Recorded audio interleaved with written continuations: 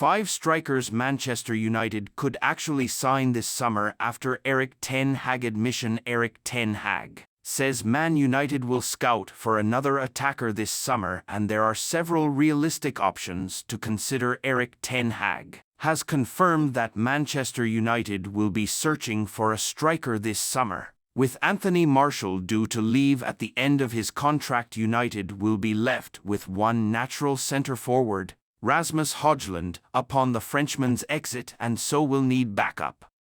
Marcus Rashford can play as a striker when needed, albeit has been largely ineffective when asked. Ahmad arrived at Old Trafford as a central striker but has been morphed into a right-sided winger, and anyway could be leaving this summer given his lack of game time since returning from long-term injury in January, having spent £72 million on Højlund last summer. And with Sir Jim Ratcliffe having to balance Premier League profit and sustainability rules, it's unlikely United will spend frivolously on another. Attacker Serhou Guirassy has been linked with Manchester United, probably the most likely target on the list.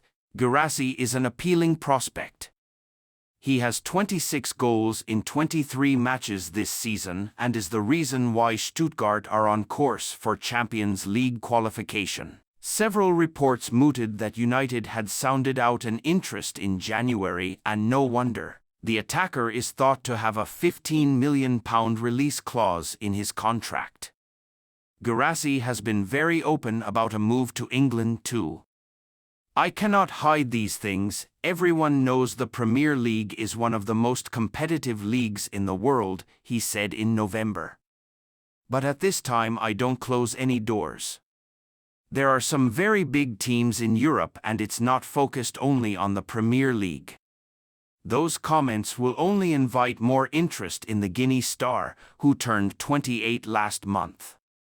United might be in for some competition, and without Champions League football will be in a worse negotiation position. Jonathan David of Lille. David is enjoying a fruitful season with Lille, netting 23 goals in 40 matches and is only behind Kylian Mbappe in the Ligue 1 scorers chart. The Canada international doesn't turn 25 until next January, and so is perhaps not yet at his peak. Lille are understood to want around £50 million for the attacker, but if United can barter the price below £40 million for a player who will soon be entering the final year of his contract, then it might be a worthwhile gamble. The positive in such a deal is that David would challenge Højlund for a spot, rather than merely settle for second fiddle.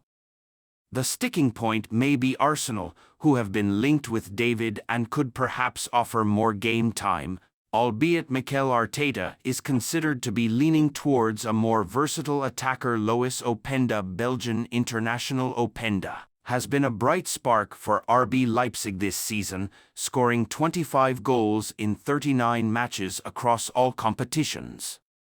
He has netted against Bayer Leverkusen, Bayern Munich and Manchester City this term, so is not one to shirk a big game. Diogo Dalot. It's a fact. Diogo Dalot contradicts Man United manager Erik ten Hag and admits to major problem shoppers snapping up a nifty garden storage solution for £40, cheaper than Amazon, B&Q, and the range shoppers rush to buy brilliant £40 garden storage solution as price drops below B&Q and the range. "I want to be a top player.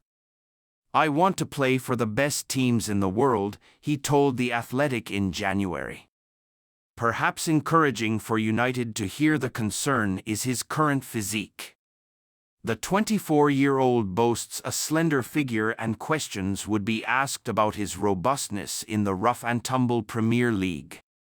That said, he's been injury-free all season and has bags of pace, as seen against Man City. Contracted until 2028, Openda would not come cheap, though, nor would he settle for being a bit part player in the long run. He is 3 years older than Højlund and has more Champions League experience. Some convincing would Need to take place Dominic Solanke. There are several things to say about a possible Solanke approach. Having previously played for Liverpool, the player may be tentative, albeit a move to United would be hard for someone in his position to turn down. There is also a danger of recency bias. His 16 Premier League goals in 31 matches is a healthy return, but this is the first time he has tallied double figures in a top-flight campaign. But the question perhaps should be asked, should such numbers be expected from a striker who would play a rotational role? Does he even want to play a rotational role? At 26, Solanke might not wish to settle for second best at a club. However, United do need a second striker, and it's not like they haven't purchased ex-Liverpool players before. Solanke may not be high on the list, but he is an affordable option at circa £30 million if other ventures fail. The bright lights of old